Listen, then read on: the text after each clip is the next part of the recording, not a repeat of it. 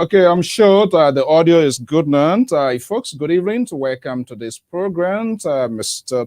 Omen Jackson, Charlotte, Marie, Hamilton, Terry, and all of you, Mohammed. I know where we can leave you out of this program here. Good evening and welcome to this program. And not forgetting Nayon, all right?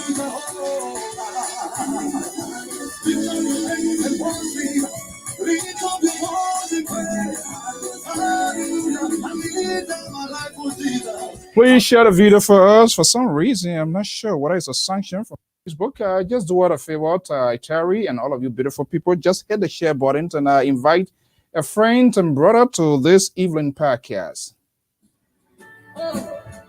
All right, so let's get the programs going here. I'm Alfonso Zienso of the Liberia Public Radio and Lpr-Tv. We want to welcome our viewers this beautiful Friday evening here from the East Coast. My analysts, they're going to be here a lot on further during the week. A lot of news that requires public discourse, that requires attention, conversations, and the rest of it. And of course, because you are all Liberians, it is about your country. So there is no way that you should be left behind in this whole thing here. You too should form part of the conversation. The idea or the mindset of all leaving our country in the hands of these politicians is leading all down the pit, taking us in the gutter. But there are a lot of news happening here. We're going to go into them bit by bit. So huge. Unfortunately, we can't complete all, but we're just going to make a pick on some of this news that requires quick attention. Welcome to this program. This is LPR's special. This program is designed to bring you news, information, and entertainment. We'll be making the week analysis. And what is your biggest concern, and that if you place a call here, you wish to talk about as well? All of that, a complete and comprehensive package so that this Friday evening to have a conversation. I'm Alfonso Zienso of the Liberia Public Radio and Lpr-Tv. Let's have a conversation. Welcome.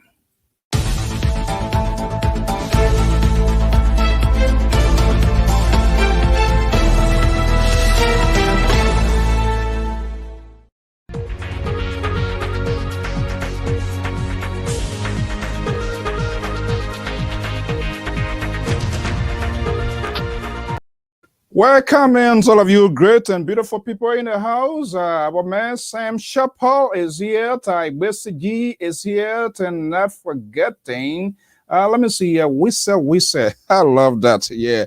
W Square or W2s. I don't know what that does. The IRS W2 or which one it is. Hey, welcome, Whistle, and all of you here. Emmanuel Tia walking slowly, entering the house of LPR. Look, it was a huge and explosive weekend, and there are a couple of things that I put down here, and my analysts, they could add to their point. The government delegations, there's still uncertainty. The closure of the Bujumbura, that's Budun Zion, was in that refugee camp as well. And a big interview yesterday with Alan White. All of that factor in. I want to play you a little bit by courtesy of the Costa Show, and some of the things is the senator or former warlord Prince Yomi Johnson gradually getting to his Waterloo. It is unclear, but let's see here. But there we have to follow a trade of pattern. You know, Americans, they have those sort of traditions where you don't leave your friend behind, even in the war. So it doesn't matter when there's anything that involves like American, I don't care how long it takes, they're going to follow that trail. They're going to follow that path to see and to get to the bottom line. Alan White, he was very careful in his voice choices yesterday. Courtesy of the Costa Show yesterday, it was one of the biggest widely listened interviewed yesterday. We're going to look at the substance. We're going to look at the star and see what it looks like. Not necessarily the crowd. Yes, it's important. People come and we know what's going on. But there are two things involved, like in public speaking or speaking to a particular group. You look at the star and you look at the substance. So when those two, when you put them together, and you will try hopefully to get the message inside. So let me just bring in our man, Amos George, is a senior contributor of the Liberia Public Radio and Lpr-Tv. He's based in Atlanta, Georgia. I'm quite sure he monitored that. Let me just bring in Pa George. Pa George, good evening and welcome. So let's do one thing here. Let's get a little soundbite on some of the concept of the interview of Mr. Costa yesterday with Dr. Alan White. Let's listen to this a little bit. People of Liberia was not able to attain justice at that time. So I made a personal vow that I would be back. We would continue that quest for justice for Liberia, and that quest continues today. And we're making significant progress. And with the people's help, I honestly believe that this can be actualized and it can come to pass. Thank you so much, Dr. White. Dr. White, let me ask you a question. You said with the people's help, what exactly can and should the Liberian people do to show up your efforts? Well, this isn't just my efforts. This is the quest of the Liberian people and a follow-up to the TRC Act. If you'll remember, the TRC, which was created in May of 2005 by the TRC Act and the Comprehensive Peace Agreement, required the establishment of the Truth and Reconciliation Commission. And upon the completion of its work, all of the recommendations, all of them, were to be enacted into law, period. So that is the law. So this is something that it's not just a quest of mine, it's a quest of the Liberian people. They wanted justice, they sought justice. Now it's up to the people to demand that the government implement the requirements of the TRC, which includes the establishment of the War and Economic Crime Court. So it's up to the people to demand their legislators to enforce the TRC Act and implement the recommendations. And I can get to that in a little bit about how the court should be set up. But in response to your question, it's up to the people to follow up what they wanted and what they didn't. Thank you so much, Dr. White. Now, let me ask a question. The detractors and the people who oppose for whatever reason. Okay, I know you are listening to this. We're going to pause them pieces by pieces. But let's go back here a little bit here. In early 2000, May 2017, Senator Prince Johnson was in an exclusive. And so there is a point here, there is a trace line here that we can follow potentially with Prince Johnson, the history of Prince Johnson and that of Alan White. There seems to be a little bit of rocky road. Politicians, there's no smooth road here. I want you to listen to this as well, and let's see whether we can tie all that in and square that in here for the for night conversation. Let's listen to this.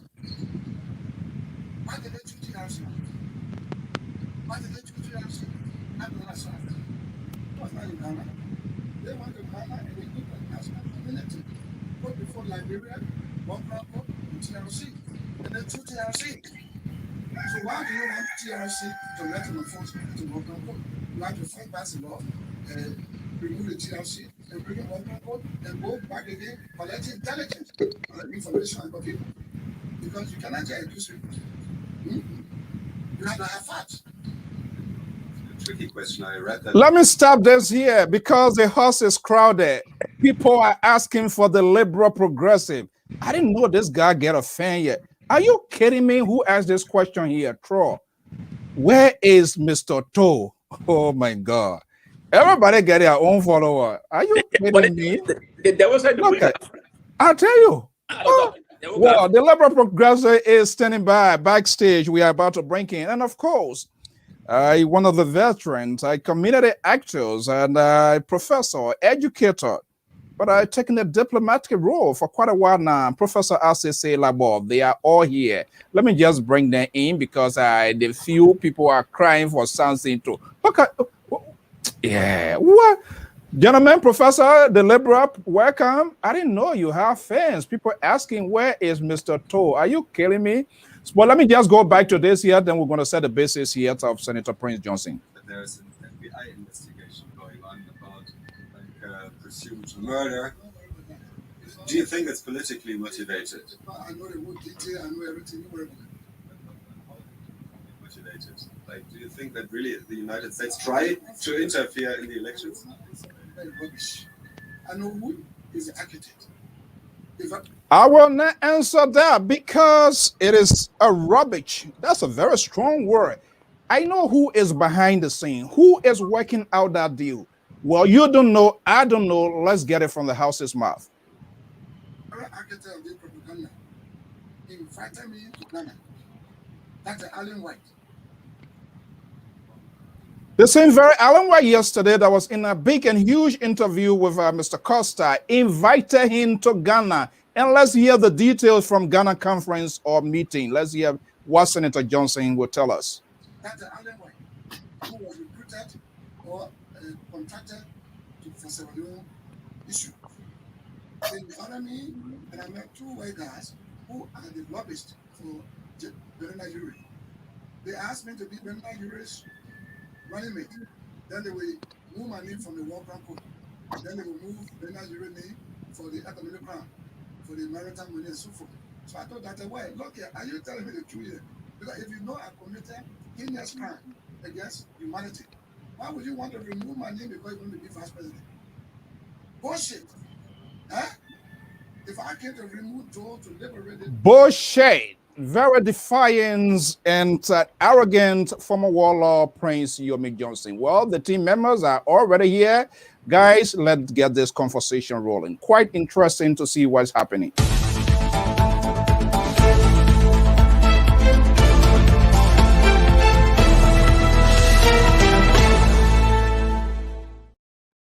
Okay, from the Sacramento Bureau of the Liberia Public Radio, the Liberal Progressive Liberty Party-based member from Totan to Monrovia in the USA, Samson Blaku Branto. Professor Asese Labozawo is a senior contributor near the capital of Washington, D.C. I'm wondering whether he been on Capitol Hill in recent times, so we're going to get a little gist of what is happening with the delegations, Alan White interview, and then from Atlanta, Georgia, no nonsense, what I future or imposition, Amos is here. Guys, let's have the conversation. I'm getting an ugly feedback here. Something was in here, everything was looking okay. He comes, he ready to play his total week now. Okay, gentlemen, good evening, this beautiful Friday. Everybody looking sharp and good, and to our valuable listeners and followers, we want to welcome you. Thank you for sharing your Friday with with us here this evening. Okay, in this business, what is eye-catching? What is the focus? Is what you hit on first. All right. Yesterday there was a big interview by Mr. Henry Costa, the Costa Show, brought in Alan White, who happens to be one of the voices in the politics of Liberia. By the way, it's all style. The dragging in of Alan White is based in 2000, I believe 2002, the killing of these Khalid nuns that were doing their piece of job in the country, humanitarian job. And bear in mind, there is a connectivity here. In as much these people are running humanitarian services, all of these things has been expedited, been supported heavily by the American government. And by the virtue of the fact these people are American, the culture, the tradition, the norms of the American of not leaving their fellow American back, it has a long root of history. Okay, let me go to the Liberal here. Liberal, do you had a chance to listen to the interview yesterday? Not quite, but from our indication, and even listening to Mr. Costa, having had conversation with his brothers and sisters on the Spoon TV, I have the gist of what is happening. But this is what I want to say about that. And you know me, Mr. So I'm not here to bite my tongue or anything. I will state exactly what is on my mind. I'm a liberal, and so I'm not afraid. I'll say it as I see it, and I don't expect people to accept it. Those who want to accept it will. Those who want to question, you may. I really doesn't matter as long as I speak my mind. Yes, this thing here about this war crime code. The last time when we were out here almost a week or so ago, the point that I made remain the same. Be careful how you drag something from the bush. You don't know what's going to follow. We know the war was ugly.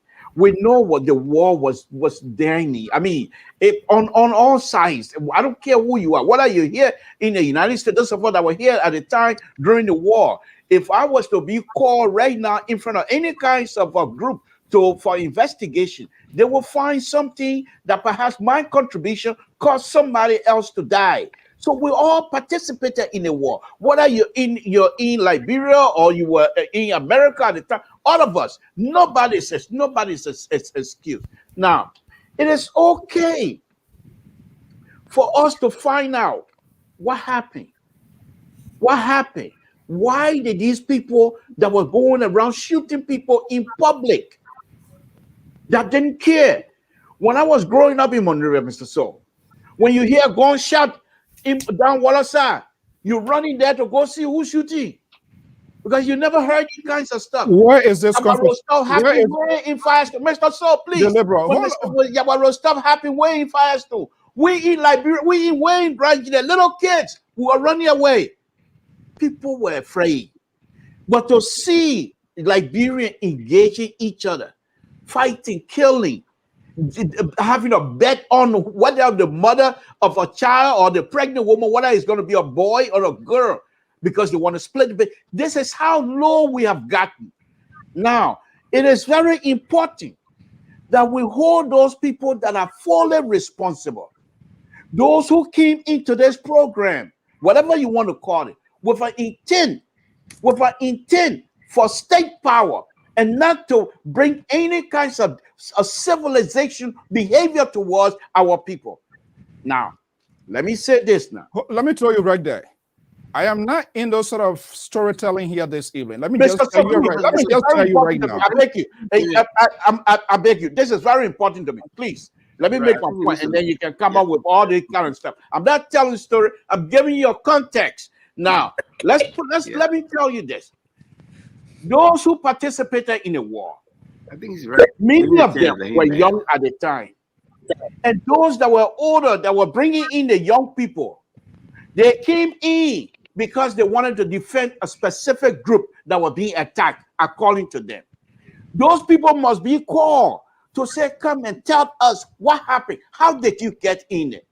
Here is Dr. Bullet, a PhD in education, somebody who has interest in giving people the mindset so that they can grow in the future and be able to help themselves. Why did he turn to gun? He must explain. And if he explained to us, are we as Liberians, do we have the capacity to understand why is Prince Johnson, who was then in the barracks working under Dole government, why did he decide to take a weapon? All that nonsense he's talking, I don't care. Prince Johnson killed my brother, so I don't care to defend him. But he must be allowed to explain himself publicly. And we should not go around and try attacking people because you believe what this person must have done in the past. In terms of capacity as Liberian to actually engage each other on these kinds of stuff. Mr. So, they're a worm. I'll give you an example. Robert To's son, he told his sister day before yesterday, if people don't leave my father's name alone, I will do something bad in the country and my name will be ranking as well. And he might not be alone.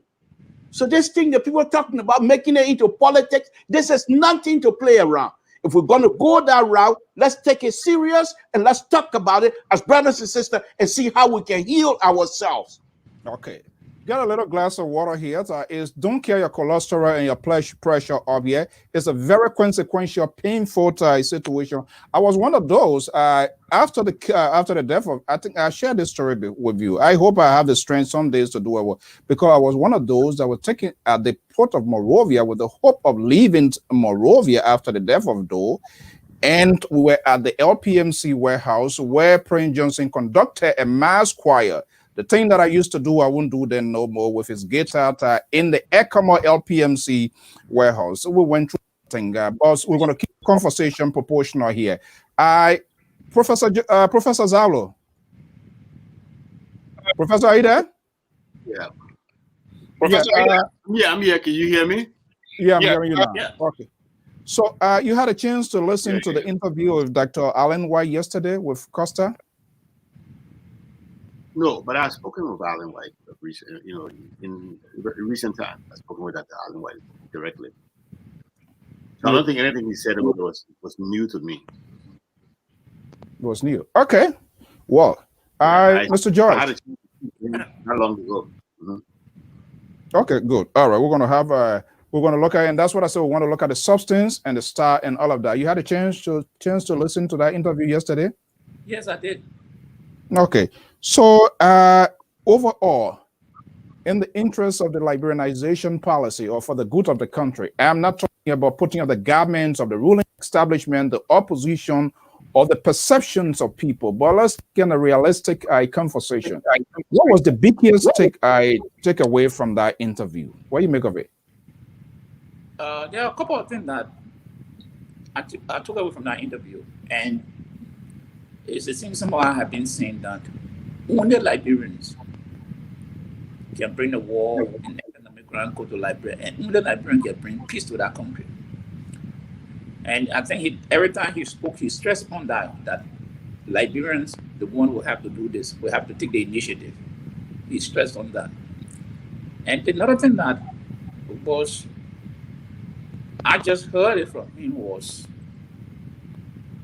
the deal with Ellen Johnson Sirleaf to turn Charles Taylor over, because no country would have done that except the president would have done that. And he made that arrangement to rest assured the congressman that Ellen Johnson was prepared to turn Charles Taylor over, and if she did, she was going to get the money that she needed. Then later on, Obasanjo back up. Then he came back into it, and then another thing that struck me was the killing of that colonel. That was during Judith Bryant time.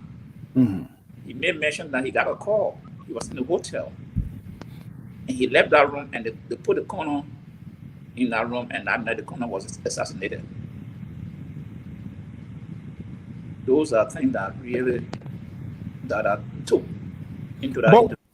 Yeah, but one of the critical points that he also alluded was the point of the economic war crime code and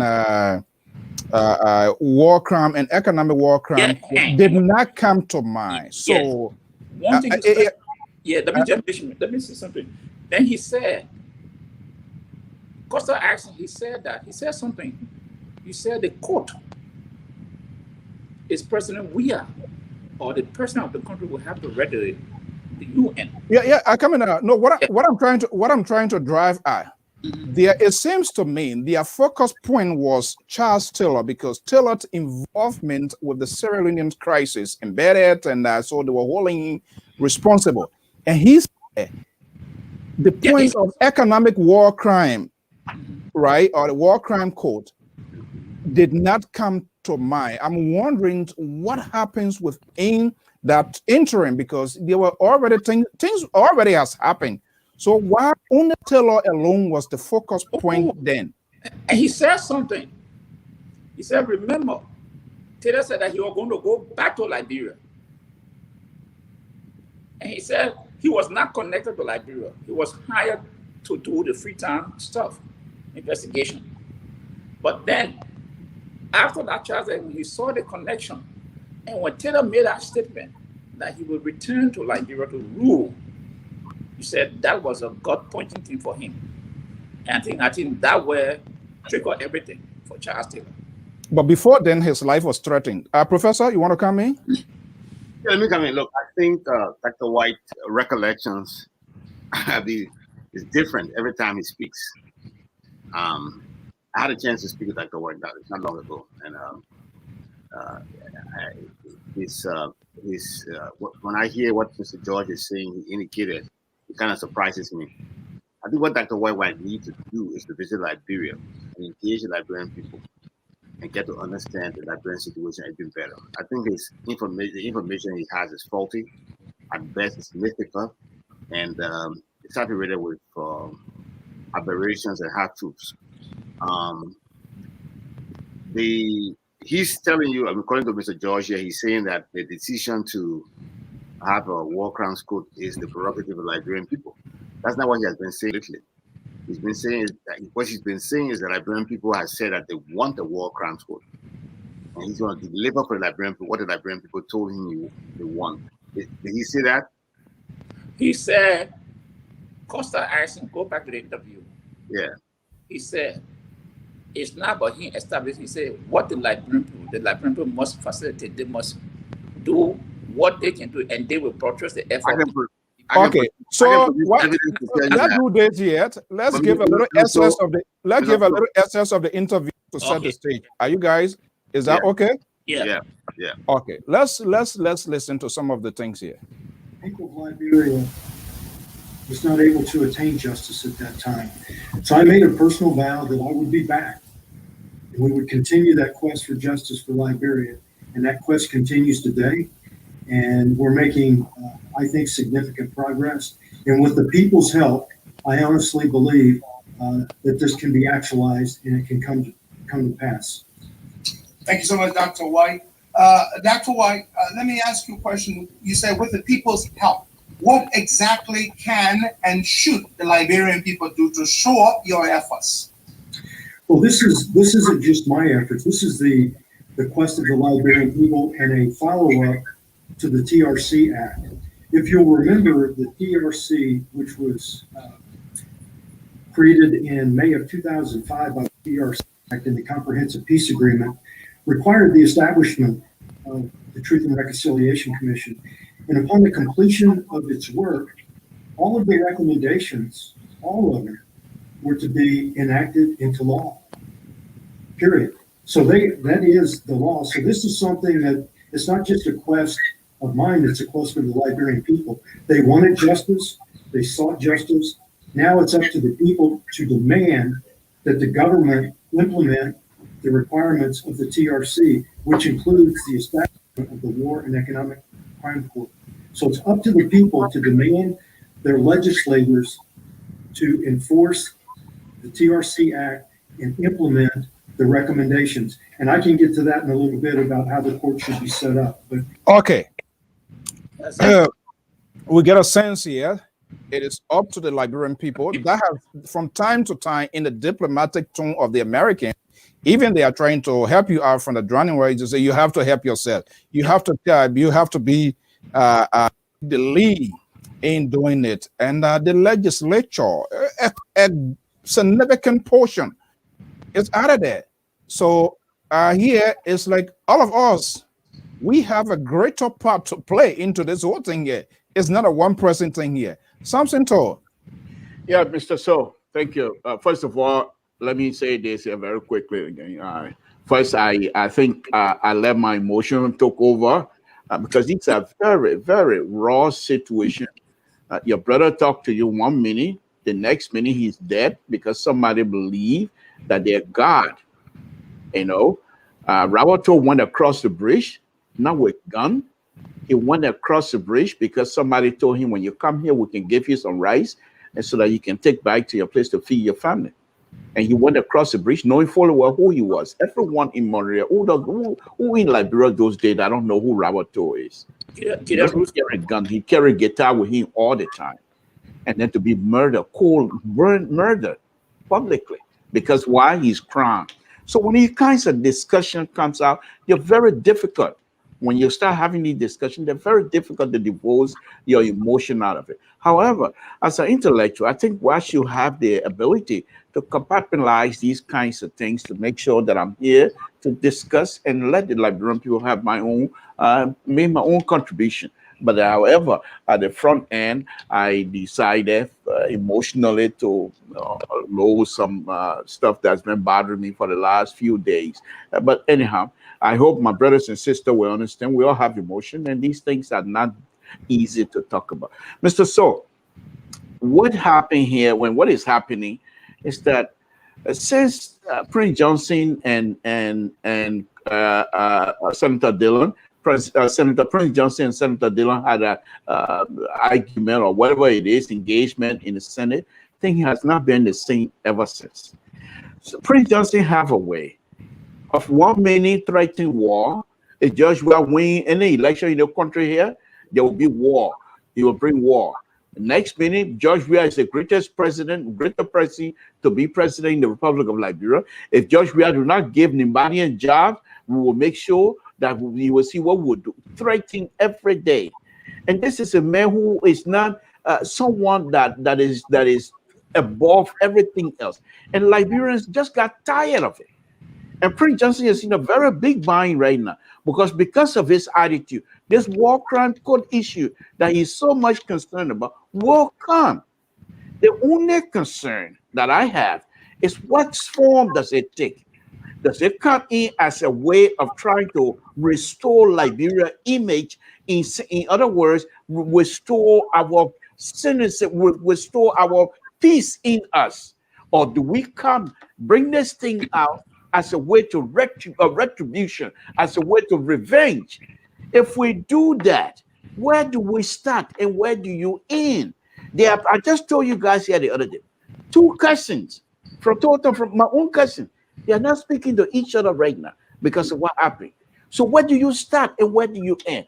But if this thing comes across as something that is there to help Liberia and Liberians, especially the young Liberians, to find way to outlaw their emotion, all of the things they were involved in, if this is the way to help them, to make them people to understand that these people are just Liberian like any other person, then I think we will get good place. Because after that, we can say, okay, let's put it behind us and let's move on. Those who are heavily involved and responsible, that they and not only are they responsible, but they refuse to apologize, then those people, the law will take its effect.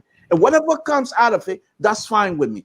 But if we come in this thing to say George Bole, this person, that person must be punished because they did X, Prince Johnson talked about putting 300 children in the well and all those kinds of stuff, and people want to stand on it, I think that we're going to have issue because there will be people that will resist, not violent resisting, but there will be people that will resist. And we have Liberia who have the ability to muddy the water, and then you have nothing to come on, and then we're going nowhere.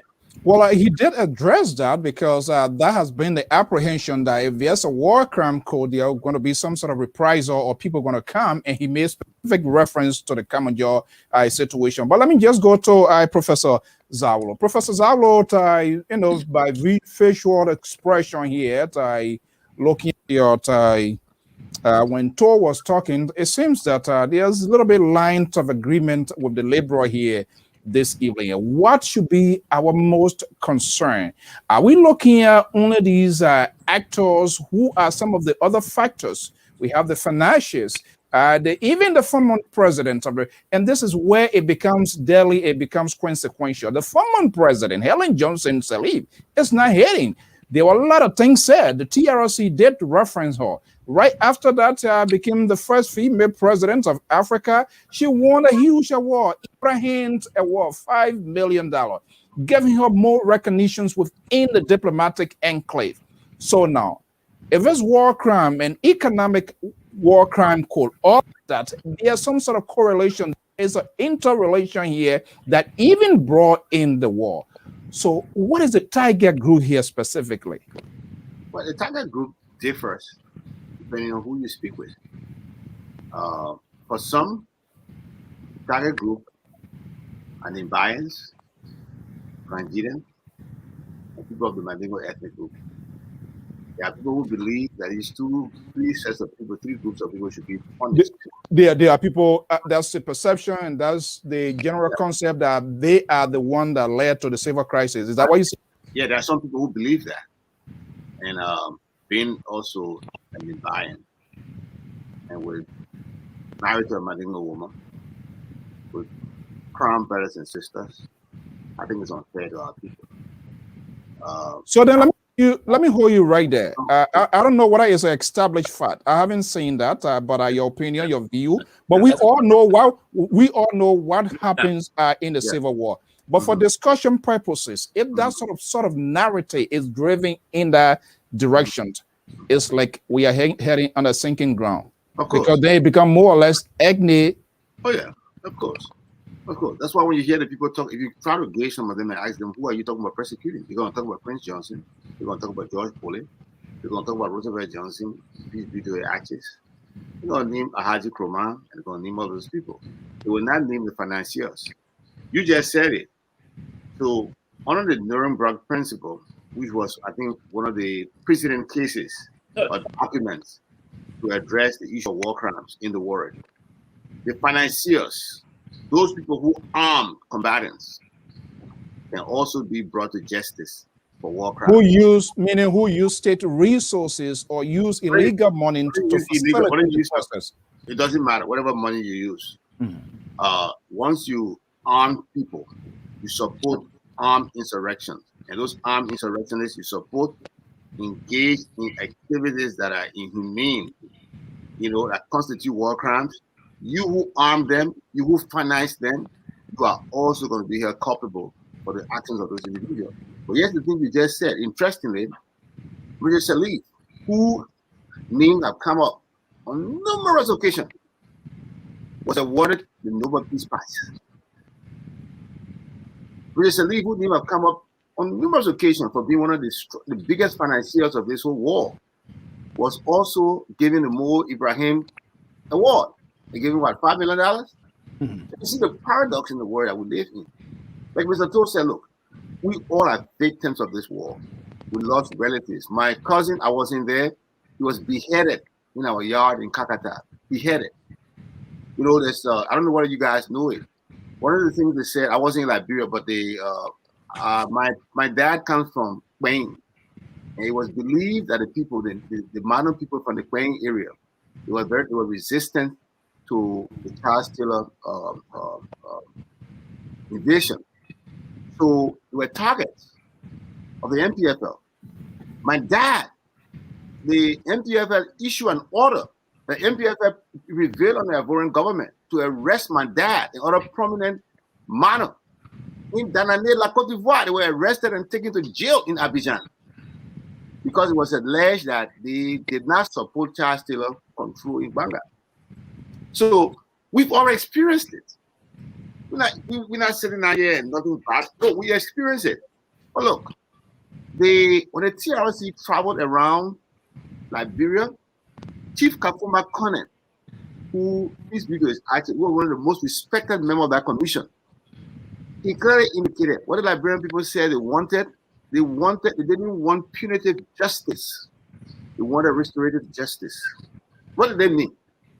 They called for improving the court system, building a strong criminal justice system, the rule of law, schools and hospitals, paved roads, markets to sell your product, so that every Liberian would feel important and respected and given the opportunity to rise to the highest possible level in the land.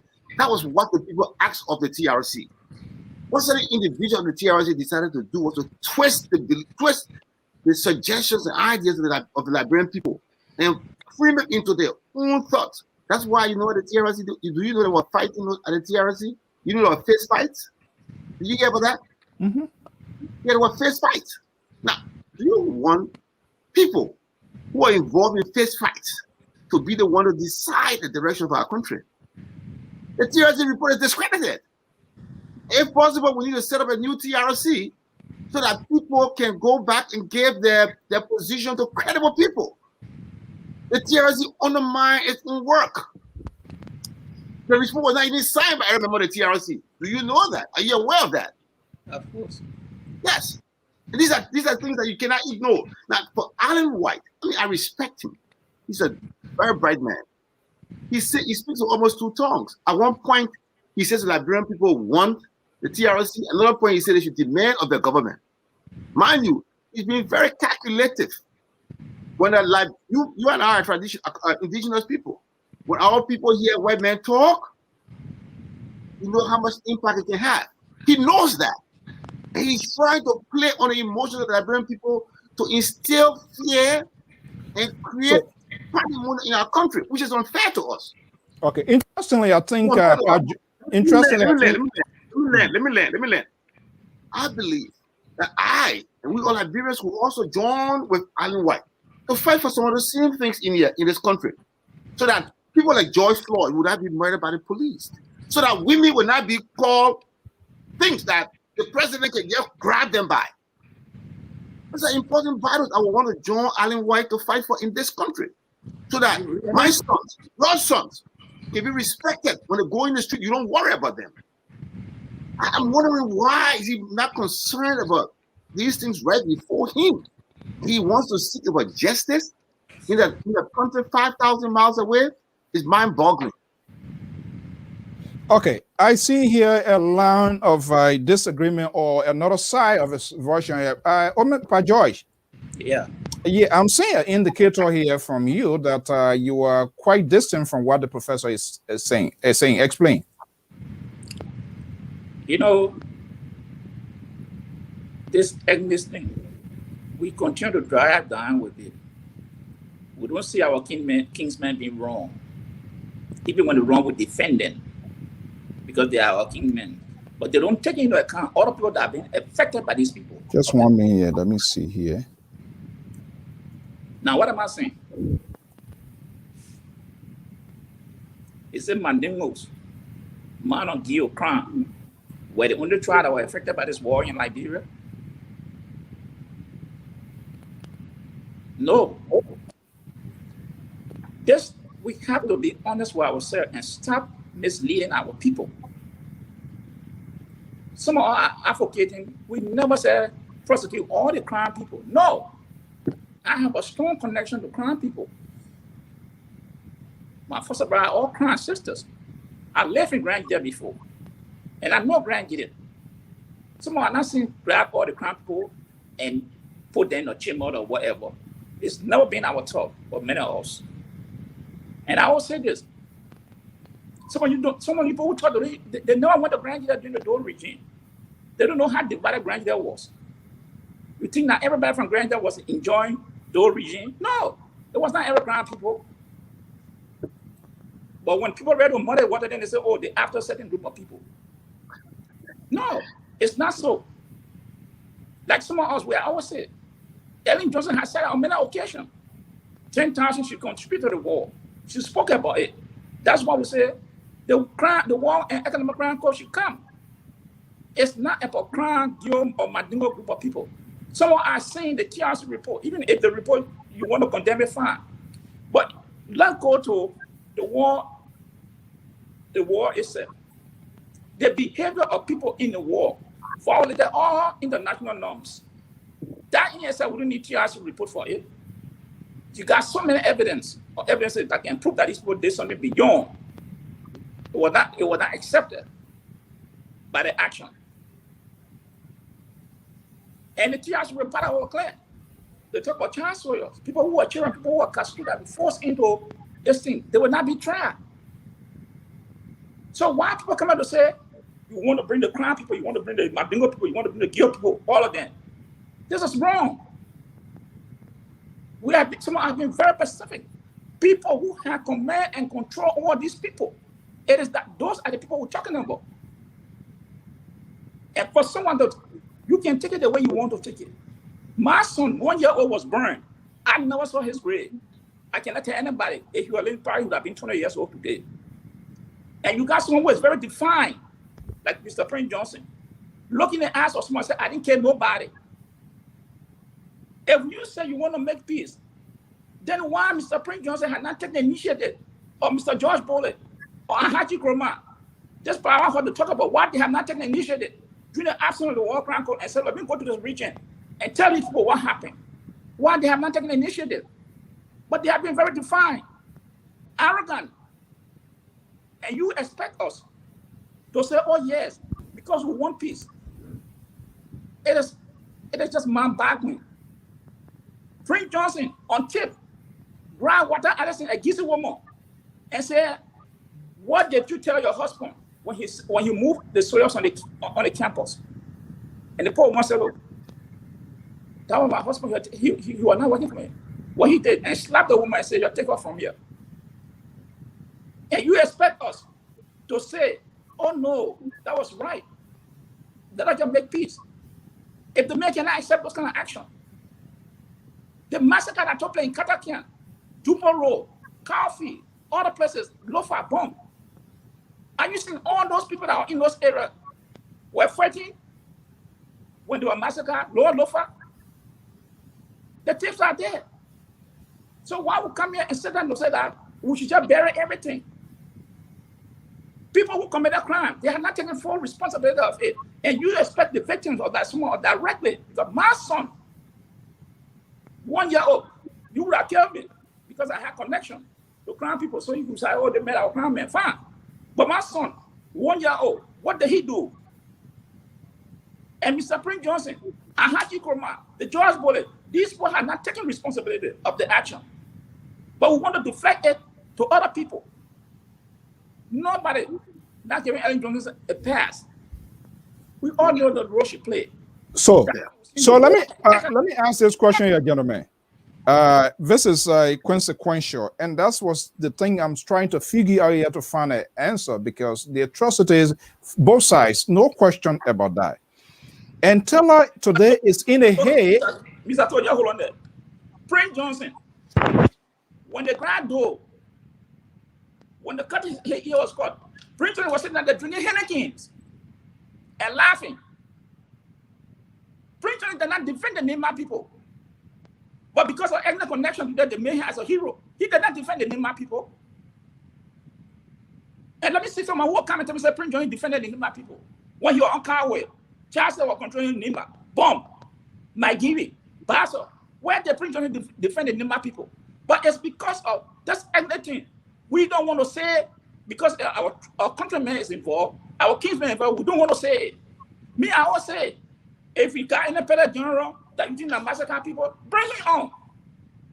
So, Mr. Joel, let me just hold on there, because I just wanted to make that point clear. But you know, Okay. Mr. So. Okay. Yeah, it's the situation. Yeah. Okay, go ahead, Professor. Now we're coming. No, Mr. George, I respect you, and I understand and I empathize with you for what you endure. And again, I'm sorry that your son was killed at a very innocent age. You see, Mr. George, you cannot decide for people who their saviors are. I'm not deciding. But that's what you have done here for 2 days. I said this, and Islam in the You have said that. Many demand Leave them.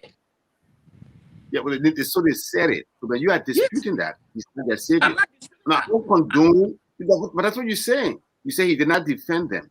He was in Caldwell when Castle was there. But what I'm saying to you, you don't make that determination for the people. Let's get a record straight.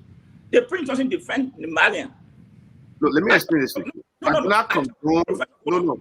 I'm not going to answer that question. No, we are in a. So hold on. Let's do it. George. Yeah.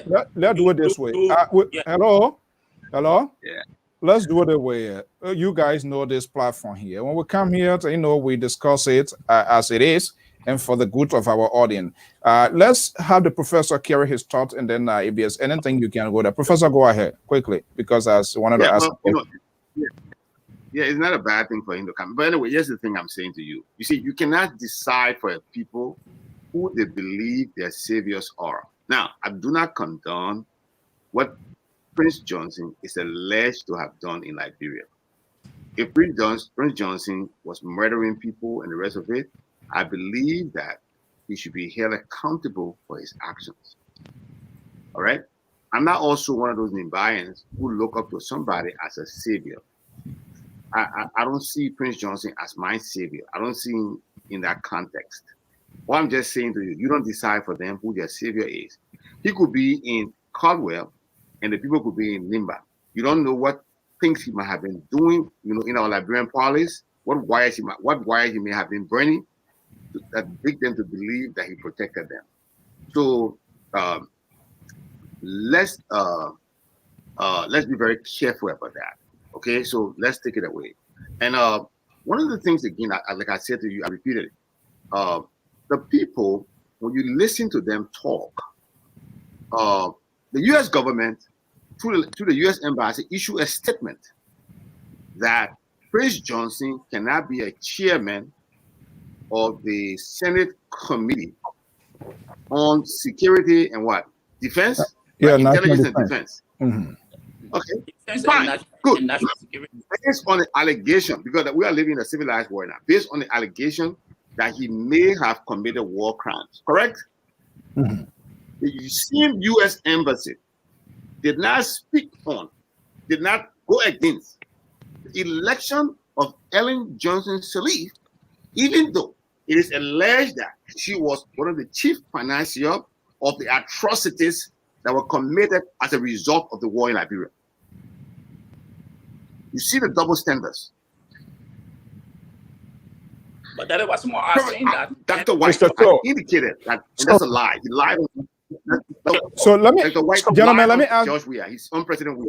He said, let me ask you a question here, gentlemen, because I listened to Dr. White, and it was good. He alluded that initially they did not focus on that. So I thought, but again, the interview by Costat yesterday is also validated by the oppositions, the advocacy community. So it was tactical, it was strategic to validate their point why there should be a war crime code first and foremost. And I'm so surprised up to this time that I've not seen any sort of a position from the government of Liberia. That is okay. So here is here is what I'm wondering here. Because he was also a little bit personal in the sense that he was hinted, right, the room that he was in, wherever he was stopping, that they were going to kill him. But if you go back to 1992, the former State Department spokesperson, Richard Butcher, you remember from the onset of that, it was a sort of seesaw in terms of they don't know who has committed this crime. Then former presidential spokesman to the former president, Charles Taylor, the late Gaswat Yamento, a veteran journalist, they came out, NPFL came out at the time that they were not in control of that. In fact, they went ahead to condemn that and they had nothing to do with it. So it brought in Prince Johnson, who were within the proximity of that. And this is what Richard Butcher, that was in the Washington Post, that the killings of these Catholic nuns is Americans. I don't care how long it takes, they're going to pursue it. We now see coming here. So I'm wondering, over the 200 and some more thousand Liberians also that were killed, and these Catholic, 5 Catholic nuns, if nothing had happened to any Liberian, I'm wondering what are our brothers, our American friends. I'm a free thinker. I'm just putting this out there. What are we going to be getting to this point here? Or is it these traditions of the American no leaving their friend behind? Do not turn your back to your fellow American. Is that what driving this narrative? No. That's what I will tell you. Let me just say this here. First, that's a good question, and I think we've all been wondering about that. But here's what happened here. Alan White is an American. Alan White's interest in this Liberian Civil War perhaps is being controlled by just what you stated, the killing of the nun. Now, there are 200 plus citizens of Liberia that got killed in this war as well. We the Liberian ourselves, should take upon ourselves to say we want to bring justice if what we want. We have to make that determination. Alan White and his people, they're doing what they have to do for their citizens. Simple as that. Now, the thing about this war crime court with respect to who are going to be the main person to be brought before whatever form we have, it's something that still needs to be determined. And I'm hoping that those of us that have this platform will go about this thing as a way of allowing Liberians to express themselves freely. We shouldn't come out because you have a platform and because of your hatred or your jealousy or whatever it is against other people, that you use this time, this issue of Liberia wound, Liberians crying daily. I bet you there are people still crying for their brothers and sisters, mother, father, years and years ago, because those things don't go away. So if we're going to use this opportunity, they're going to be difficult. Just look how close we are. You, Mr. George, the professor, and myself, we're very close. We talk to each other offline and things like that. But this kinds of issue, It's not something you're going to come out here to discuss and say you're going to divorce. Once again, you're going to divorce your emotion out of it. It's difficult to do. But we should also have the ability to understand each of us coming into this position or coming on these kinds of platforms or these discussions with a baggage. And there's no shame in that. We shouldn't come here to say, okay, I don't agree with you, therefore I will condemn you. No, we should understand, even if you don't agree with with whatever that is being said by someone else, you should also understand that that person is coming to this thing with their own baggage. So if we do that, if we come across as people who are here to have a genuine conversation, then I think we'll be successful. Because guess what? There are those who are truly responsible. They're still sitting down. None of them have even come up in the last 2-3 day week or so, and they will not say nothing until they get called. The people in Monrovia that are sitting there still waiting. The people here in the United States back in 1985 that were pouring money into Liberian situation for Liberian to have conflict. I know, because I was a member of the EULA group where this whole nonsense started. So I know this. I have a book here. I have a EULA, the first publication of EULA. I have the book here. I will show it one of these days. So I do know this. When Tom Woyu was the president of EULA, that's when all of this thing started. At that time, where was Charles Taylor? He was in jail in Massachusetts. So these things that happen, there are so many things that are involved. How did Kuomba get out of here? If you follow a writing of Formula, that's one thing I like about Formula. Formula doesn't, Dr. Formula, H. Bushman Formula Jr., he doesn't come out to write anything. But when somebody pisses him up, he ready to spill everything. There's a little pamphlet that he wrote about how they got Kuomba, unprepared Kuomba from the United States to Sierra Leone for the old man, which is Shaka Stevens, to help him to go across. Kuomba was not ready. They didn't have a flight jacket and everything, but he was forced because of the old man. That's Manapsali forcing him Kuomba, and another guy used to work for LEC. They all Haranua told Kuomba that the people in Liberia were ready, where they were not. So Formula was saying this, we're not quite ready. Let's set this thing correctly. He said they didn't listen to him. These are records that are there. I'm telling you the truth, guy. He had meant that he brought Joe Wallet into Freetown. So why he not telling that? No, I'm just saying these are records. These are people that need to be. So what happened? We changed topic. I think this is this thing from two. Let me learn, Mr. So we should come at this thing here from two positions. On the intellectual level, we can have these kinds of understanding and have this debate. But from a human feeling, emotional, we should allow each other to express ourselves freely without any fear or whatsoever. Dr. White, too, he was very vehement in that interview, the president and the legislature. All right. So are these groups, are they doing enough to have this conversation here? Or is there another version to go back on the drawing board? Is that the alternative you're trying to put forward? No, Mr. So, yeah, what happened? I think if you listen to the one, he was very clear on that. And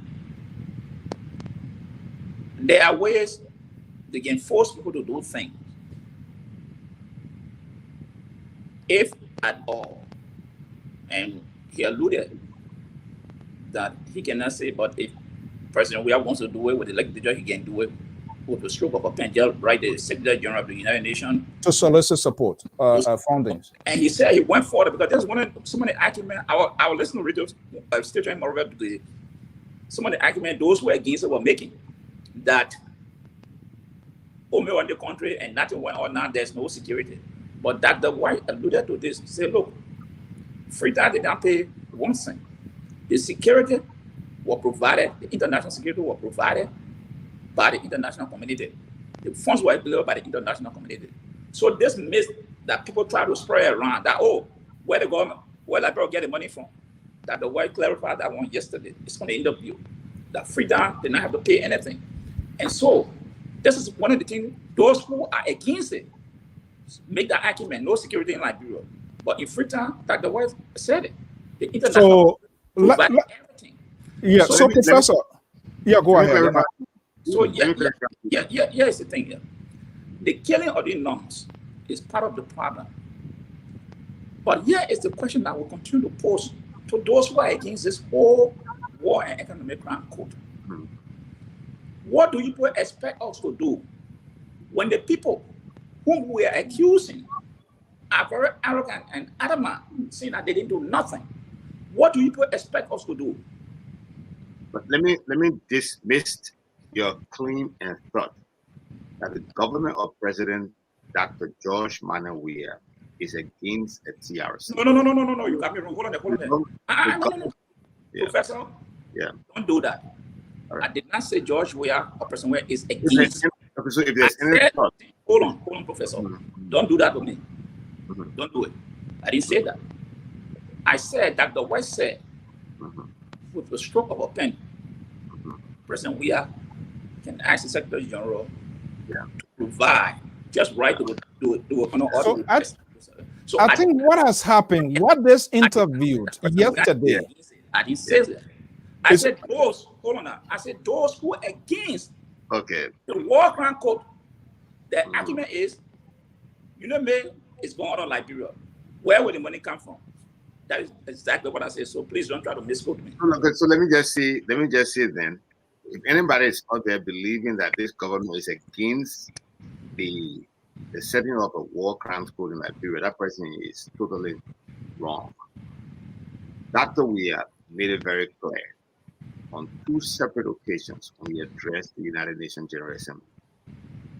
He said, and I have it right here next to me, he said there have been chorus of calls for the setting up of the war crimes code, not only from victims, from also alleged perpetrators of those crimes. My government is a listening government, and so we've heard their voices, and we are consulting with the judiciary, with the legislature. Even though our preference is for a kind of like palaver hot style way of addressing our disagreements and the events of the war, we are conducting consultations. And once those consultations are completed and the right condition exists, we take the necessary action our people are asking for. but Professor, there's no time frame. Wait, Professor. Let me conclude. Professor, And then Pajoy, let he end his thought. I'm just going to ask you, there was no time frame. We also added, and he questioned the Allen Whites of the world.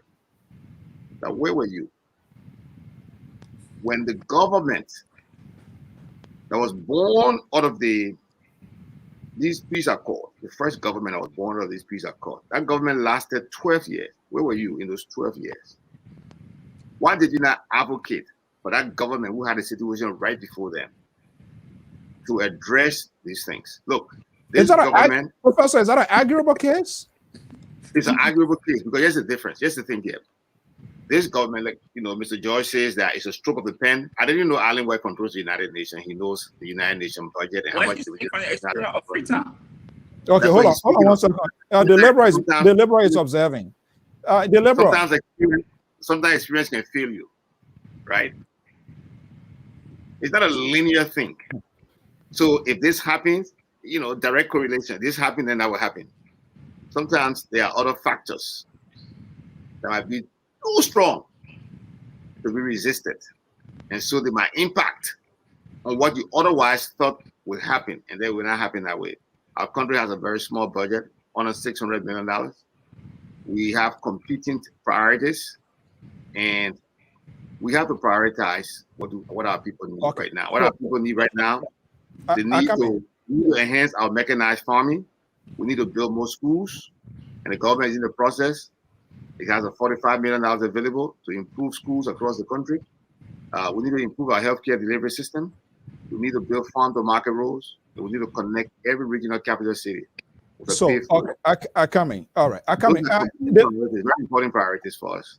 The liberal. Yes. Let me just bring you into this here because the professor's argument here, I'm not sure whether if it is arguable. So I want to get your take.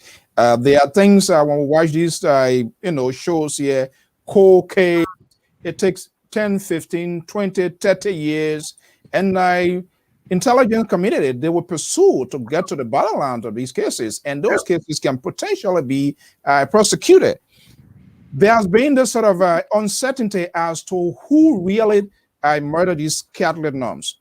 Fingers were initially pointed as Charles Taylor. Taylor people came out. Gaswa Yamento, spokesperson, they came out and said no. Washington came in, and they are still.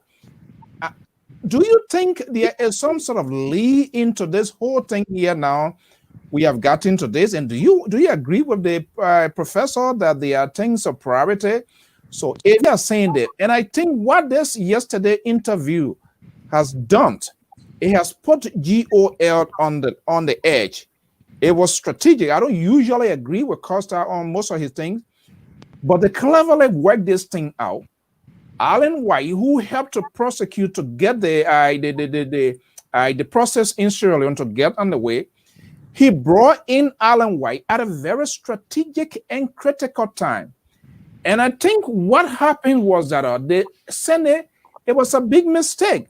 I don't know, it was a setup. They don't think ahead of the game. Let's put this Buku man here, Prince Johnson, before the intelligence defense. You know, I know Mike Warden, Adam Schiff would never share intelligence with Prince Johnson when there is still at apprehensions of this guy killing their fellow Americans. First battle line. If this remains like this, Costa has brought in this guy. He's telling us now he's emptying his belly. Yes, I understand no money, but the president can do a letter. And even if the president or the government of Liberia did, our Alan White would pursue it. So now there's a bone in the throat of the government of the Republic of Liberia in terms of their seriousness, government seriousness to hold these people accountable. Nobody have adjudicated them, but to hold them accountable to provide explanation. Do you think yesterday and seeing what we are seeing now, are we getting to the Waterloo, to the end of this whole thing here?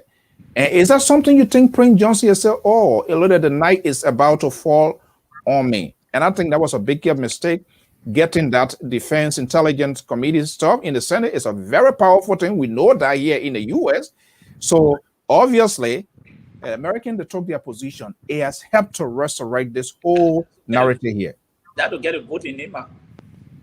Thank you, Mr. So. let me say this here again. Every time I have my show, or even come on your show, and usually will come at the end of the show when we're ready to vote each other, and I will say this, but this is very serious sometimes. CDC and this government and the leadership, they're so inept that it is unbelievable. They always, they never fail. They will always give you a false error. CDC will do something good today. Tomorrow, they will do the worst that will damage all of the good they've done. Look at this thing here. Let me just throw this here. What's happened within the last month or two or so? Costa Bear on his show. These people cannot get visa. These people are so corrupt. The U.S. government continue to deny them visa all over. What happened? A group of them decided they got a visa and they came over. These are all sedition. These are the people that are working for the government. You would think that because the United States Embassy, you don't think they hear Costa? You don't think they hear Christmas? But the fact that they gave them visa to even travel here, you would think these inept leadership in Liberia would try to even do whatever they can to try to slow down this movement of trying to elect somebody, and the knowing full well Prince Johnson most likely might contest the election. You would think this, oh, you know what, my people, our boys, they just left. Let's cool it down a little bit. Let's give them room so they can maneuver while they're in the United States. Maybe they will get a foothold over there.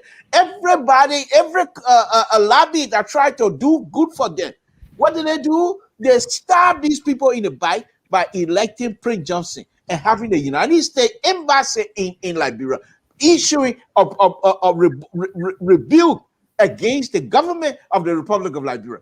Who in their right mind right now, former representative or what have you, that will lead these people to go and talk to someone who is credible in the Biden administration? Who going to do that? They will not. Everybody going. These people are just like a toxic right now. The good people that have the ability to talk to people to help. Nobody want to be bothered with them. This is the kinds of stuff we have. This is now on top of it. Then Allen White comes out. Allen White been saying these things over and over. Many people don't pay attention to it. You and I, we normally don't discuss Allen White stuff. But because of what they have done in Liberia and the fight that Costa brought Allen White on, these people now, they stand no chance to even meet with credible people in this government. Mr. So, it's very sad that when our people are supposed to be suffering and getting some relief and things like this, you would think that they themselves, the leadership themselves is young. But what do? They just think about themselves.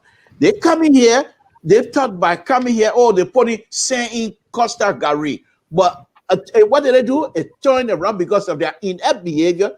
Now Costa put double sand in their Gary. Mr. So, we're going nowhere. And we'll be in this thing for a very long time. Okay, let me just make something clear here because I'm getting some reaction here. Liberia Public Radio is a community-based network, and we have people here out of their own volitions, whatever party or whatever they believe in, and they have the right as Liberians to express their views, their opinions on critical issue, like just how you write your tweet.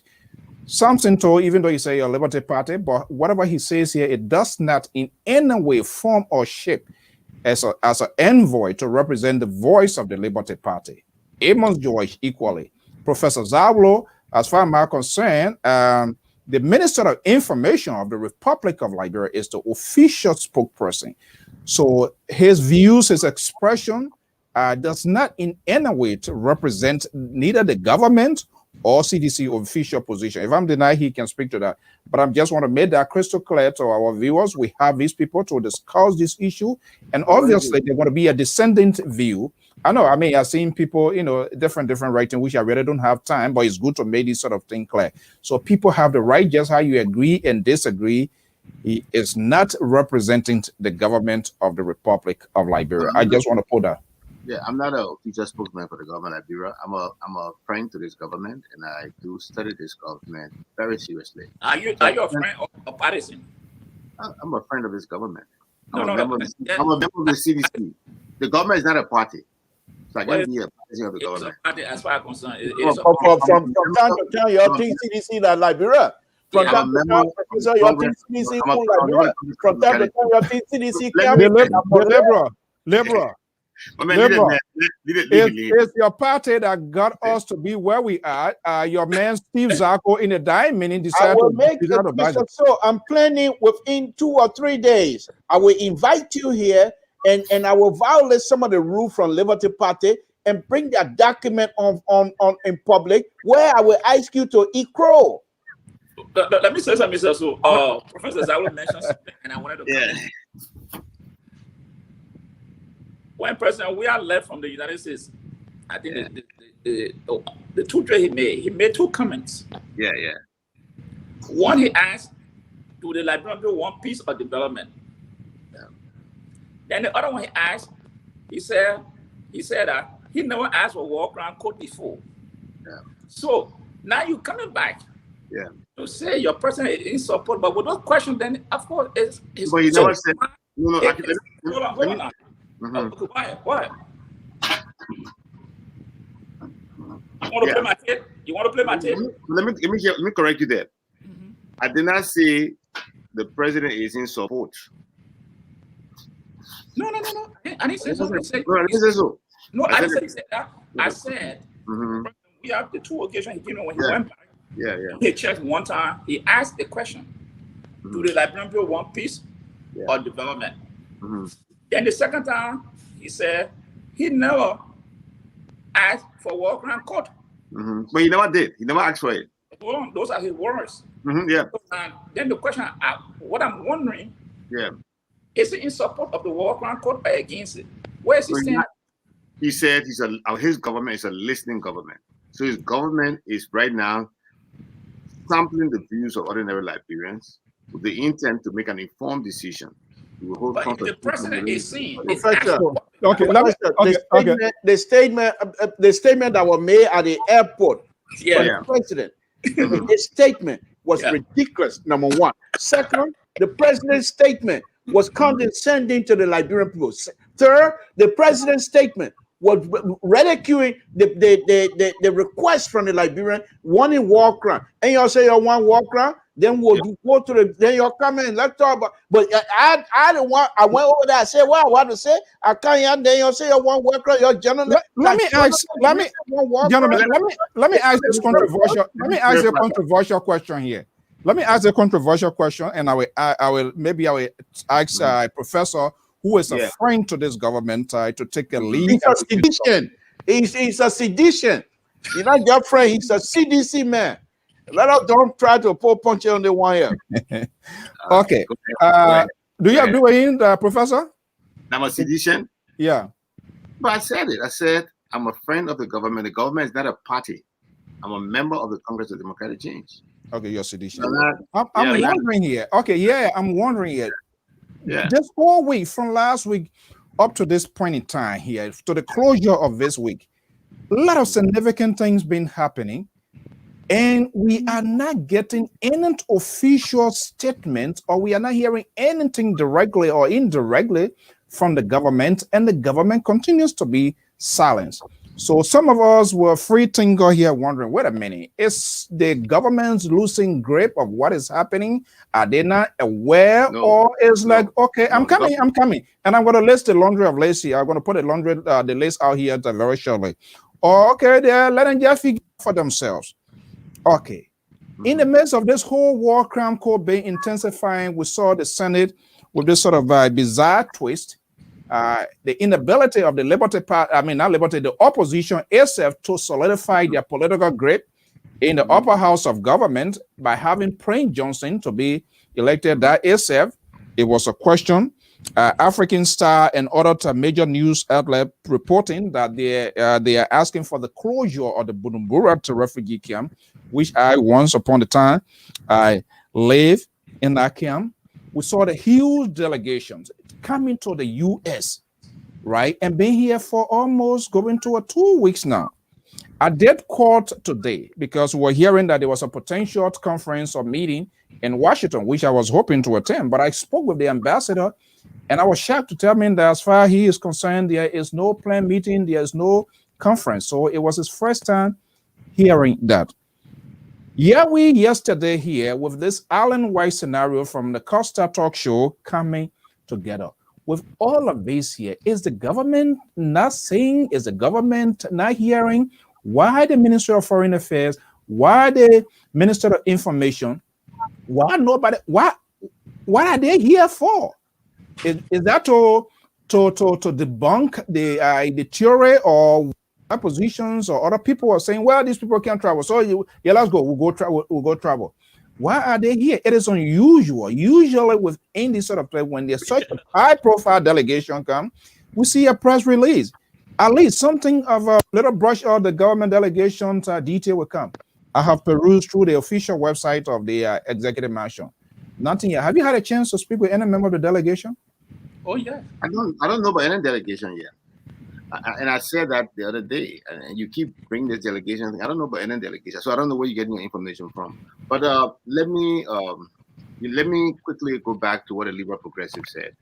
You know, you are correct. So in essence, before I'll give you a chance for liberal here, liberal. Don't feel sorry for the professor will still ask his question. So let's get it right here. You are unaware of the Minister of Planning, Finance, Development Planning, the Minister of State for Presidential Affairs, Maritime Commissioner, Major Jefferson Koji, or is there any other person that we are you not aware any of these people here currently in the US? Is that what you're saying? No, I'm not aware. Okay. I've had no engagement. I haven't heard about it. I'm just hearing it from you. And I did, yeah. So anyway, thanks. It looks like you know more about the government than I do. So maybe I'll be coming to you for information next time. You're a different situation. You say you want to run as independent. So okay, so let me just verify something. I don't, yeah,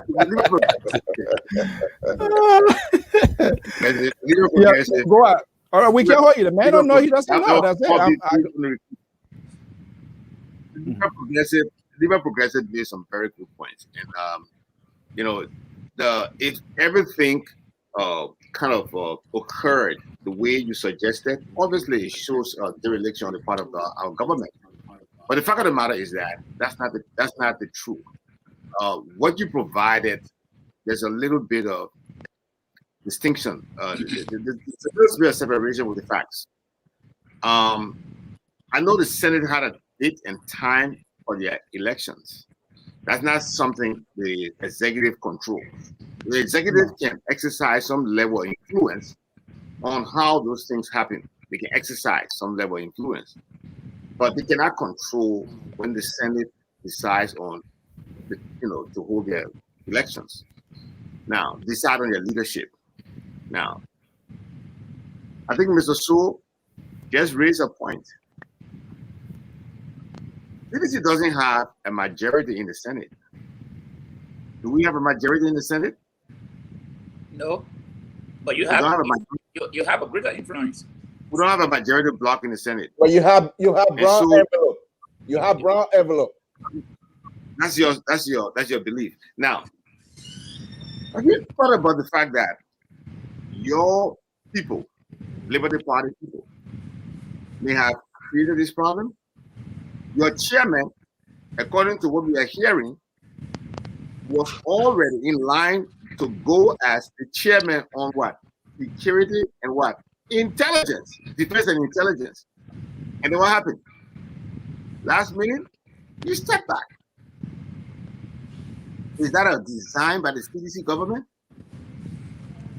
Yes. Maybe let me just say this. Let me just be very honest. Maybe we were all smarter. Maybe it was a game. It's possible it was a game. Now look, go ahead, but it's not been a game. So you know what? We'll put this one impression that you're going to run. At the last minute of time, you withdraw your candidacy, let them elect Prince Johnson, and then create a problem for them. Maybe that's the case. But I think the burden here, the issue here is with the Liberty Party. And that's where you have the upheaval in the party right now. They have said that today there was a meeting with Senator Zargo to have a discussion with him about why he made that decision. So this problem was created by your party, even though you are not a member of Liberty Party Liberia, but was created by Liberty Party Liberia, not the CDC. So things are not for the way you said it was. Now, obviously, if it happened that way, are you one of the financial of the Liberty Party? I didn't say that. Well, obviously, he's one of the financial. He's a very generous man. He would do so. But so let's be fair. Let's be fair. I don't understand how the Liberty Party people who have shied away from such a very powerful position. Maybe the caliber of senators you sent over there. It says, and that's not the first time. The last time there was a vote, and there was a threat of what's the guy from Bassa. Again, he voted against the instruction of the party again. So this is the same guy who resigned before the party convention. That's the same man. So there is a pattern here in his behavior. That's what I'm saying. Yes, let me inject something here. Let me inject something here. Steve Zargo had put himself in a predicament. The last time this was Steve Zargo, I can tell you, my instinct told me that man wanted to cross over to CDC. And here's the reason. He said, if President Weah do the role, he will work with President Weah. Today, the language changed. So he muddied the water somewhere. Right after the election, when he heard the outcry, that when Steve Zargo brought in the road project that the company above the poor out of Liberia because there's no money. Steve Zargo, cleverly to muddy this whole thing here, he brought in that subject in that the road to Lofa County and the company said they in $4 million debt, no money to pay the people that got property along the road. So the company is threatening now, if they can't pay money, they'll be pulling on a Liberia, Chico. So Zacho, that was his press conference, I was part of his press conference. So then I started wondering, but Zacho, you had the information long now, why you didn't bring it until when this election thing happened? Which election? It's a complete distraction. Which election? I mean, the national security with Prince Johnson. And my one, I said, what's the Zacho never brought the road thing in until after this election when he getting a pushback from his party and other people in Liberia. Ask the Liberal Progressive. So this is going to put it, bringing on our people. Yeah. Then today. Okay, well, Pa George. Samson told he's not a baby. Don't act like a toddler here this evening here. We've been pounding on the professor here. You Liberty Party USA. These people hold me. And this is what we are saying. All of these politicians, they're just who they are. It's just very difficult. You don't know who to really deal with. You can face your wife. You can face whatever facing. I'm ready to do that. But here is the situation. I want to really know because we also have to hold these people accountable. Being at oppositions or advocate does not give you the pass that everything about you is right, because when that was the behavior of CDC yesterday, and we see now they have become full-grown, and we are in this crisis that we are in. But now, Pa George, is a very volatile issue. I'm wondering because Senator Dara Dillon will say, "Oh, if I have my own way, I want to expel him or moving." That would be like it would be detrimental to this whole something, because what happened, Zacho too, I guess he has his own base within Lofa, and Lofa is very strategic when it comes to the election. The vice president. Yeah, and he's strategically positioned politically. I'm not talking about people just talking all over the place. Yeah, they're moving, they'll do that. So right now there's another turn in the throat of the opposition, because the Liberty Party is part of the opposition. What would they do? What would be the outcome? Liberal, any info? Yeah, well, look, let me put all three of you into one basket here this afternoon. You guys been trying your best. We're talking about CDC inept behavior. We're talking about CDC unable to rule. We're talking about CDC unable to govern the country. Now you're going to bring his Liberty Party that have nothing to do with anything. Yes, no. Yeah, unfair. No, come on.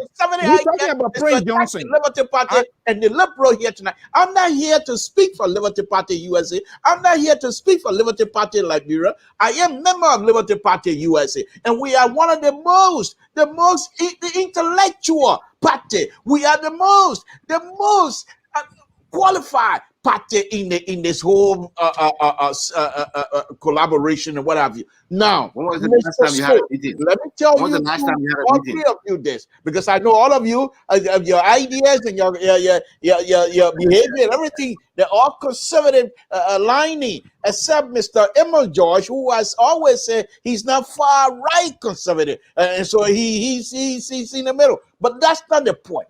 Liberty Party, let me be honest here. What Mr. Zacho did was so much dishonest. It is unbelievable.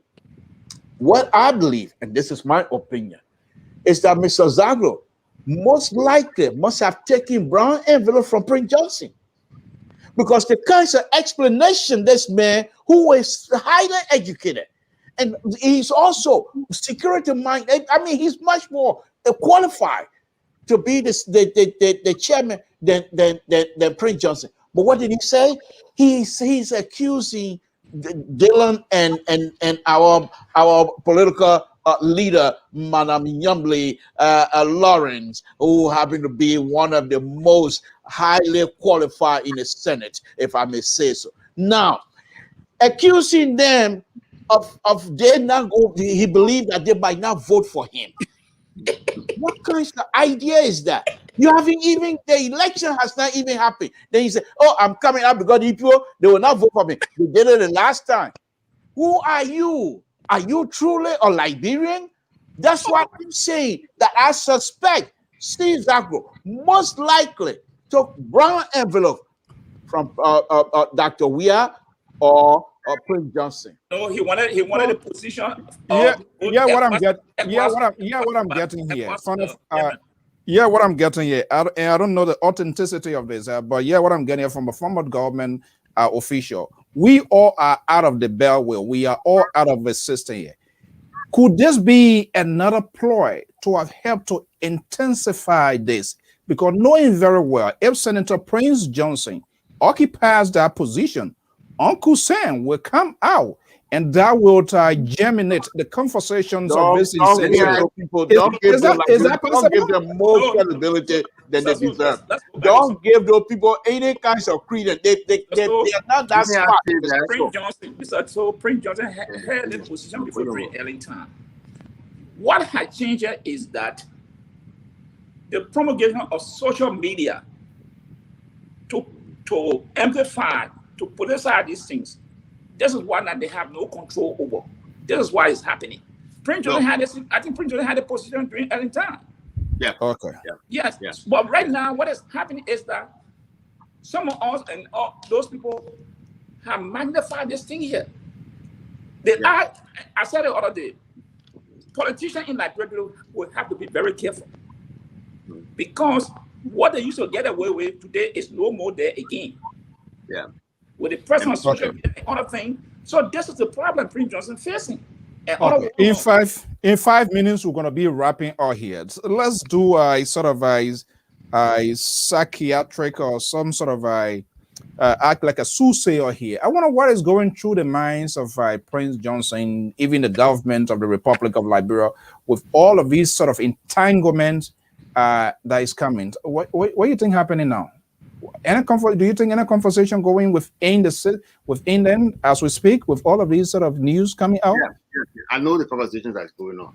Tell us. The conversations that's going on right now is that, look, the road to Lofa is terrible during the rainy season. We need to fix it.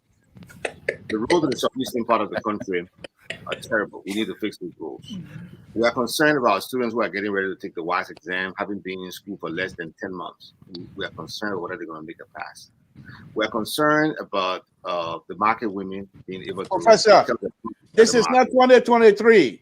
Professor, he's making his crossing.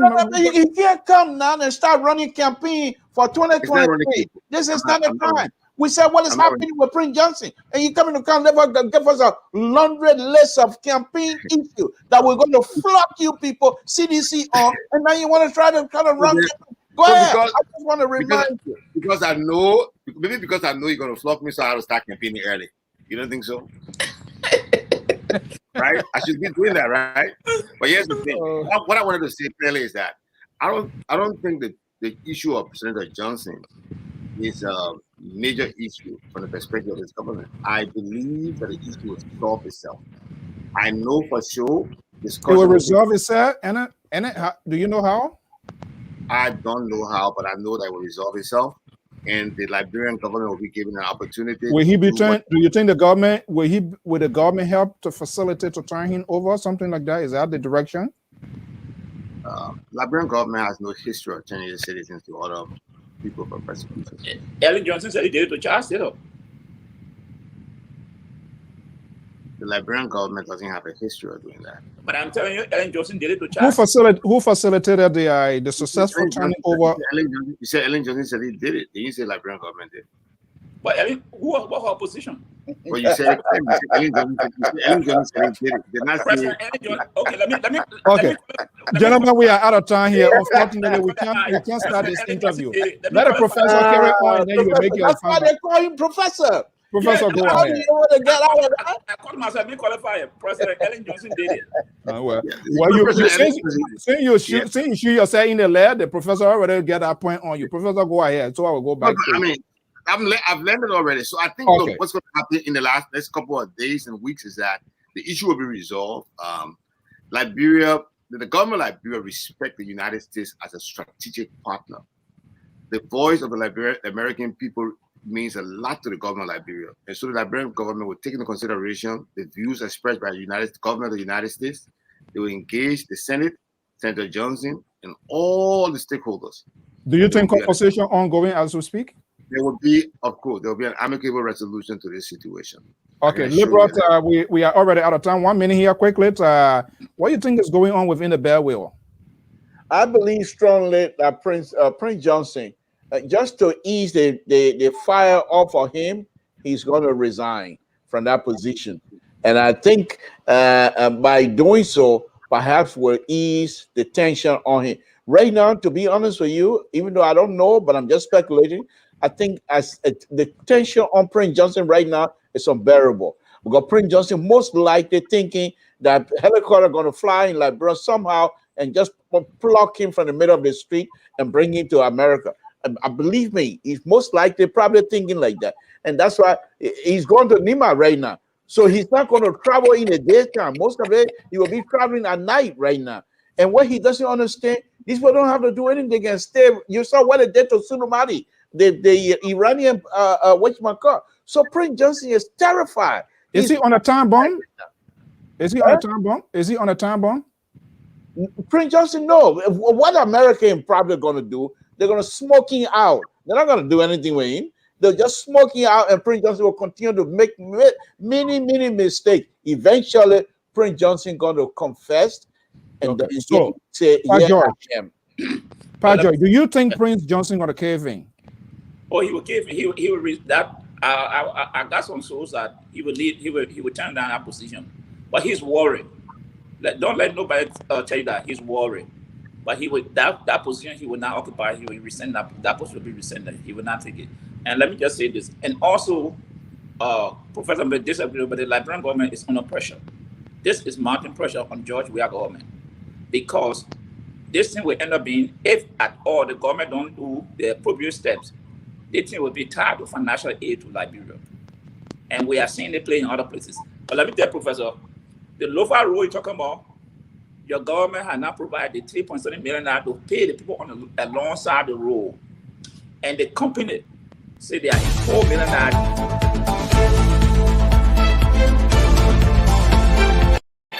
No, we are hearing the $3 million loan you made, your made promise. The chairman of that committee this week said you now have $3 million when you promised the market people that you're going to make $3 million loan available to them. You are now, after 2 years, able to raise $1 million, and there's no plan by former Commerce Minister Wilson Tappan up to now how to distribute the $1 million that you people have collected. So this is why I will say CDC start deceiving the people. All right, gentlemen, best of all commentators, Professor A.C.C. Labort Zaulo, near the capital of Washington, D.C. We are getting unconfirmed report that the delegations, they will be returning. And if that is the case, without any formal official statement, then what they can walk up or what they came for? Is that a laborer or pajoicing for them or whatever it is? We don't know here. We can't validate that, but those are things that we are hearing. But folks, gentlemen, I want to thank you so much for tonight. I don't know what is going through the hair. Hopefully we'll hear from the GOL, but a lot of things happening at the same time, within the same week, in the same proximity, and it is just too much. Is the president tour still pending, the 5th tour for Lofa? It was postponed. Yeah, he's going to go there. The road It was postponed. Road condition prevented him from going there, so they are trying to get things done, and he'll be going there soon. The road condition prevented him? Yeah, now, but then July you'll be going where there will be June, there will be more rain. Right now there's not that much rain. It prevented them. No, but there are things that have been done to prepare the place for him. So okay, on a serious note, I don't want to restart this whole thing yet.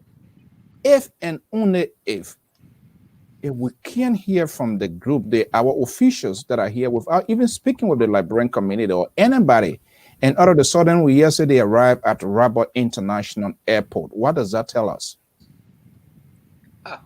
Mr. So, I told you the last time. I wholeheartedly welcome Alan White, it Costa, because what Costa did on this thing here, he has pushed.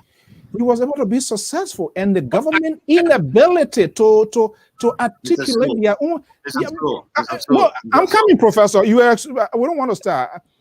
It is my government. It is our government, and for government to be so complacent to see people to just march on Zion like that, I never saw that happening with the late C. Alenson Kape or the days of Moses Washington and all of these great people. Neither Emmanuel Buya, I don't care how ugly it is. They want to say something almost a week, and we can't get an official comment. Don't you think it's troubling? They cannot restrict the almost visa. a week for what? A week for what? But anyway, you told us here you are not aware of the delegation being here, so then it makes it very difficult. Or what? They cut the cable between you and then, or what? Okay. All right, gentlemen, we're going to end the conversation here. I want to thank you so much. Mr. So, let me just make an announcement. I have in my possession the whole community role, and I'm hoping maybe I might do something tomorrow. But to be honest with you, Liberian, and I'm not trying to sell CDC here, but I think what the road, if you look at it, those that live in our community are very ungrateful to this government, and I feel bad. That's the way to handle things. All right, don't talk about it more. All right, don't let your cholesterol or your blood pressure go out on this one. We can still fix it. Whatever the case, we will expedite you to see and take care of it. Well, folks, I want to thank you so much, Mr. George, Professor Zablo, the liberal progressive, and to all of our followers, home and away, wherever you are, we want to thank you so much for sharing your evening, your morning, your afternoon with us here on the Liberia Public Radio. Subscribe, follow, like, go on our YouTube page as well. Gentlemen, I want to thank you so much. May the best of all happen to the motherland. We just want to see a good governance. We want to hold our people accountable. Equally, we ourselves must be held accountable. The things that we say, things that we throw out there. It's a two-way street. It's not just on the government, it's just not on oppositions, but ordinary Liberians, our conversation, our thought, very, very much significant for the growth of our nation. Gentlemen, thank you so much for being part of tonight's conversation. Y'all have a great weekend. Thank you. All right. Okay.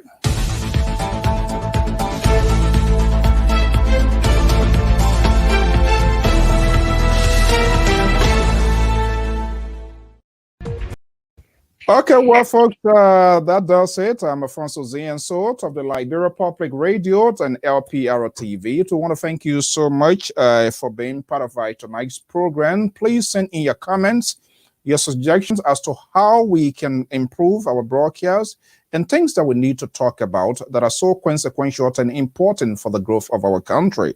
And all must be held accountable, be it the oppositions, the government, and even advocates. Because we have seen this from time to time. At the end of the day, the victim becomes the victor and the victor becomes the victim. And everybody now prefers to be the earth angel trying to do the right thing. But we also have to check them, make sure whatever they are doing it in the interest of their country and not for political purposes or some huge political reward. On this note, we want to thank you so much and have a pleasant evening. Let's continue to pray for our government. Let's continue to pray for our country, for peace and tranquility. It is very, very much important. Have a pleasant evening. Bye-bye.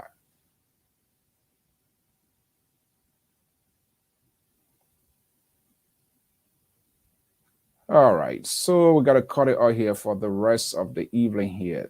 Thank you so much.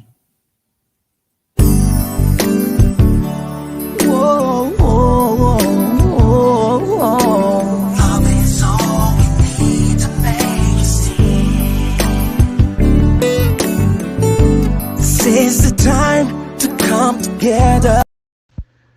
This is Lpr-Tv with Alfonso Ziensot, live from the New England Bureau of the Liberia Public Radio. In today's discussion, we will highlight high-call issues from the motherland, Republic of Liberia, and issues affecting our community. Asking tough questions is vital to me to have my listeners and viewers informed with the sole purpose of demanding answers that are authentic and meant to be head-scratching situation. Oh yes, to add pageantry to the conversation, senior analysts and contributors of the Liberia Public Radio are here to dissect the conversation.